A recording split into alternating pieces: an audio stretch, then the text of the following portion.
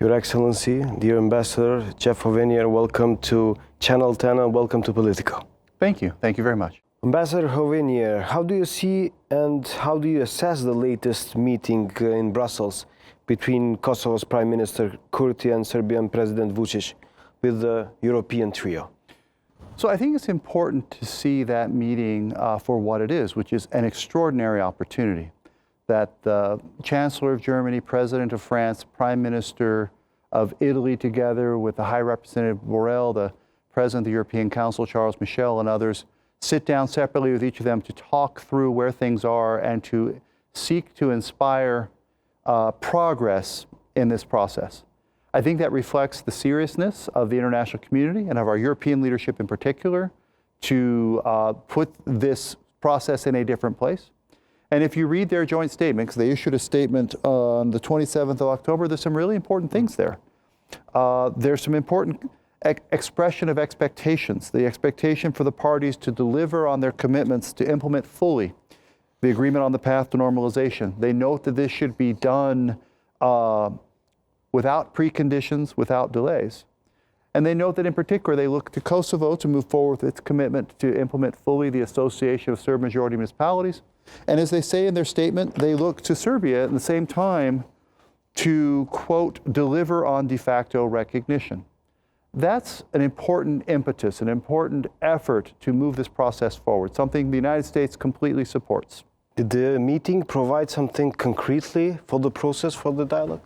I think it did. It did not result in complete agreement between the two sides. As Miroslav Lajčák said later in I think it was a Facebook post, they couldn't agree on modalities, but it did reach real achievements. I brought a copy of the statement, I'm sure you've seen it, but by the two leaders, I think there's a couple things really important, worth highlighting, and what they had to say. That, first of all, they took note of comments by both sides about the Association for Serb Majority Municipalities draft statute, and they welcomed, I think, the readiness to implement expressed by both sides. It was an opportunity for these leaders to reinforce their expectations, and there's some important expectations that were reinforced. For the parties to deliver on their commitments to implement fully the agreement. That they note that both parties should deliver on their respective obligations in parallel. Mr. Ambassador Hovenier, Prime Minister Kurti insists on the signing of the agreement, which President Vučić would not sign. On the other hand, the President of Serbia opposed the recognition of Kosovo's territorial integrity and eventual membership in the United Nations. How do you see these two positions? So I think that's a really important point you've raised. And I think, again, if you look at the leader's statement, they speak to this a little bit as well. They laid out their expectations for both Kosovo and Serbia, that they deliver on their commitments to implement fully the agreement on the path to normalization. And they note in it that they want to see this done, quote, without preconditions or delays. Later on in their statement, they talk about that formalities, including related to adoption, should not stand in the way of progress on achieving this full and complete implementation of the agreement and its implementing annex by both sides. So from our perspective, while we acknowledge the interest of Prime Minister Kurti in achieving a signature, we think that's much less relevant than the actual importance of moving forward full and complete implementation of all the obligations of the agreement by both sides. I could give you lists of other agreements that weren't necessarily signed, but that are legally binding, including in the dialogue process. And I will restate that the United States and the European Union do believe the basic agreement and the implementing annex to be legally binding. The European Council, I think, adopted it in its conclusions. The European Union announced that they're going to build into the EU accession protocols for Serbia and the stabilization and association agreement for Kosovo, their obligations. So there should be no question about whether these obligations are firm and binding. And we think it's more important to be focused less on the manner in which it is adopted and more on the obligations reached. Since you raised some of the issues that Serbia has raised, in particular this question of Kosovo's territorial integrity and ultimate membership in the United Nations, let me be clear about the position of the United States of Amerika. We acknowledge Kosovo's territorial integrity, and we have made real commitments to support and protect and defend that territorial integrity. There is a NATO mission in Kosovo of over 4,500 soldiers who have a job to do, including the protection of the boundary between Kosovo and Serbia, what I will call a border. That includes substantial hundreds of American soldiers who are here committed to protecting to this mission of a safe and secure environment, freedom of movement that includes respect for the boundaries, the borders of Kosovo. With regard to eventual membership in the United Nations, the United States' view is very clear. We support Kosovo's trajectory towards European and Euro-Atlantic structures. We support Kosovo's ultimate membership in the family of nations. We supported that from the beginning. That continues to be a priority goal for us. Ultimately, this normalization process, from our perspective, has to end with mutual recognition. That's the only way forward in the long term. We see this process right now towards normalization relations as an interim step in this longer-term process.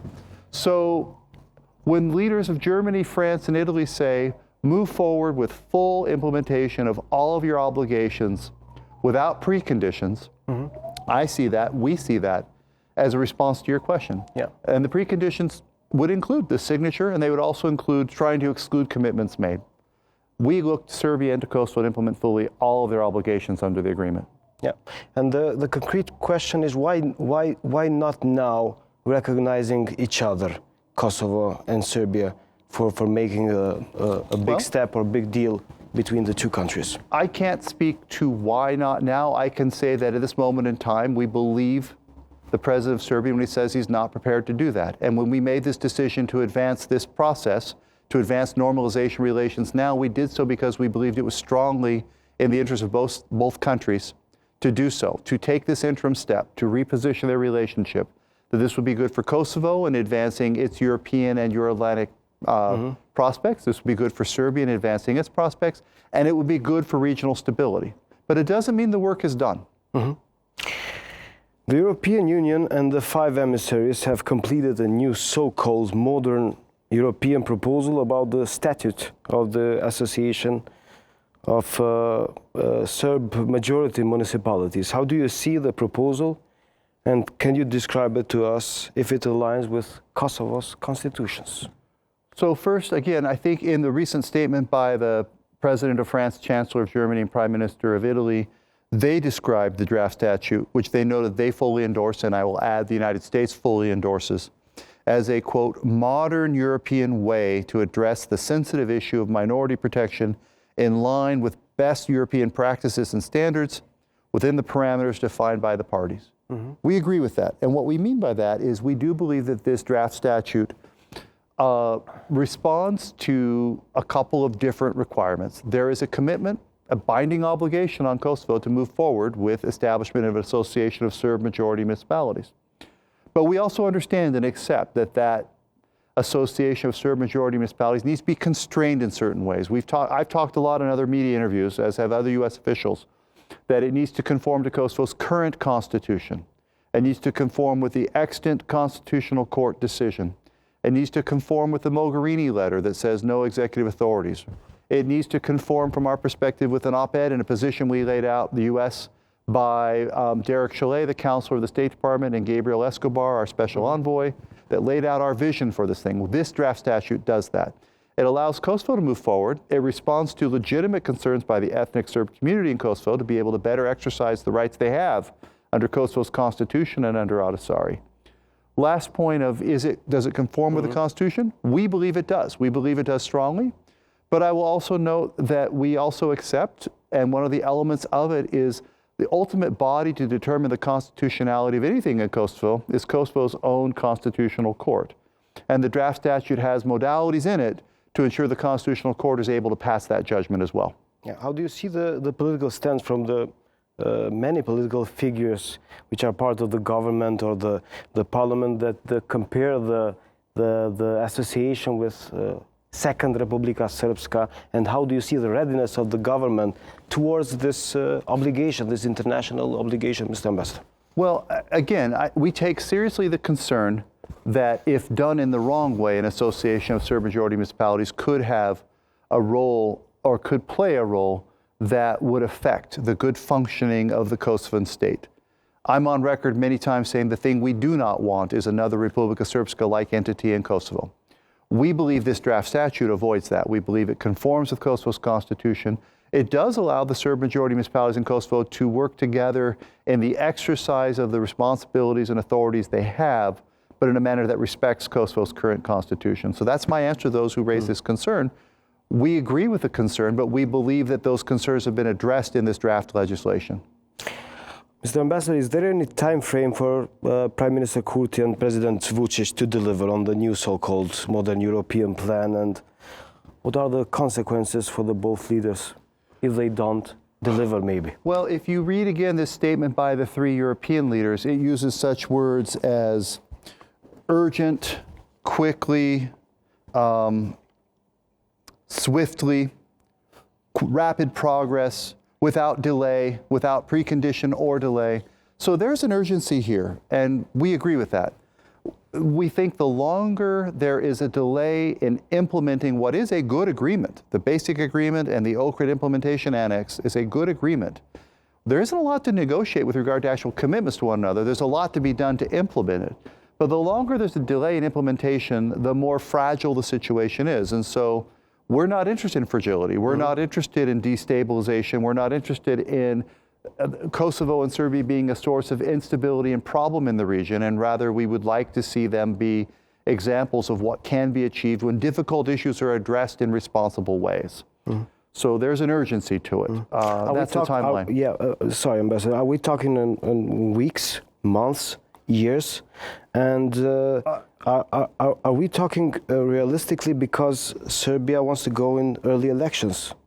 That is a new situation, new political situation here. Well, with respect to new elections in Serbia, which I understand are likely going to take place in December, that doesn't change any of Serbia's obligations under the basic agreement, and they shouldn't. Just like Kosovo has commitments it's made that it needs to implement, regardless of what's happening politically right now.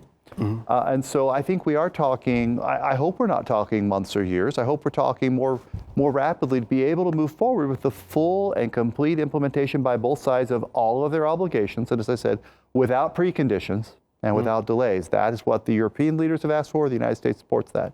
Since you asked about consequences, let me just say that there are enormous opportunities available to Kosovo if it moves forward. Its path to Europe is opened. It's a better climate for investors. It's better opportunities for us to advance Kosovo moving forward towards its trajectory towards NATO, towards the European Union, towards other organizations. A failure to implement fully on Kosovo's side its obligations is a lost opportunity. I would say the same for Serbia. Mr. Ambassador, many individuals here in Kosovo, including President Osmani, have called for more direct U.S. involvement in the process of the dialogue. Is the United States willing to change something regarding this process, which is for 13 years, like directly from Almost. Brussels? I think the dialogue began in 2011. Yeah. I was working at the White House at the time on Kosovo, Serbia, among other things. So I remember the beginning of the dialogue well.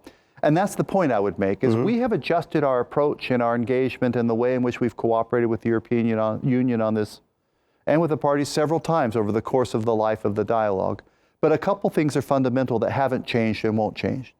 We are committed to seeing Kosovo take its place in European and Euro-Atlantic structures. We are committed to supporting Kosovo as a sovereign, democratic, multi-ethnic state, playing its role, becoming an aspirant for the European Union, moving towards NATO membership, and ultimately having a regularized relationship with all of its neighbors, including Serbia. That has always been our strategic goal, and that's what we've tried to advance in the dialogue. At different times, the dialogue is focused on different things. At different times, we've played a more supporting role or a more active role. I think right now it'd be difficult for us to be more active than we are. We coordinate we coordinate extremely closely with Miroslav Lajčák and his team, with Joseph Borrell. You saw the visit by the national security advisors of Germany, France, and Italy, and Miroslav Lajčák, joined by our special envoy, Gabriel Escobar, who's been in many of these rounds of meetings and things. I spend a lot of my own time engaging directly with the government of Kosovo, with the Prime Minister, President, and others on dialogue issues. I think it'd be hard for the United States to be more actively involved than we actually are right now, with one possible exception. And this is sometimes what's asked in different ways. Yeah. Why don't we take over the negotiations? Why don't we play the role? That is the will of many people here in Pristina. It might be, but it's not the will of the United States or the European Union, and that's not because we don't care about the issue, but because we don't think it would work. At the end of the day, the outcome of this process is Kosovo integrated into European and Euro-Atlantic structures. It needs to be an EU-led process that makes sure that all of the adjustments and reforms and processes conform to European standards. Your destiny is as part of the European Union, not as the 51st state of the United States of America. Therefore, it is appropriate that the European Union take the lead, but with extraordinarily strong support from us, and that continues to be the case. One last point I'd make on this. If we were the facilitators or the negotiators, we would probably have to be neutral. Well, we're not neutral. We made the decision back in 2008. We support Kosovo as a democratic, sovereign, independent state. I sometimes compare part of this process to watching a football match when you can already see the final score on the scoreboard. I know how the game ends. I know how this will ultimately, I can't tell you how we're going to get through the 45 minutes of the second half and exactly who's going to play what position and score what goal, but I know how it ends. Kosovo taking its place, being a member of the European Union, being a member of NATO, that's our long-term strategic goal. And so we're not neutral on this. We haven't been. We strongly encourage this government now to work with us and the European Union to implement fully the obligations it's entered into under the basic agreement, the implementation annex, just as we have this conversation with Serbia to advance this vision.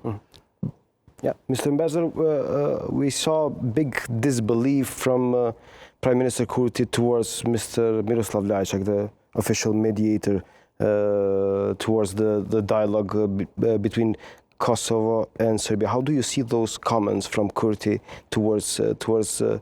Lajčák? You know, I've been asked about this before, and I think I will let my previous remarks stand, which is just simply that the United States has full confidence in Miroslav Lajčák as the special representative for the Serbia-Kosovo normalization, and we support him.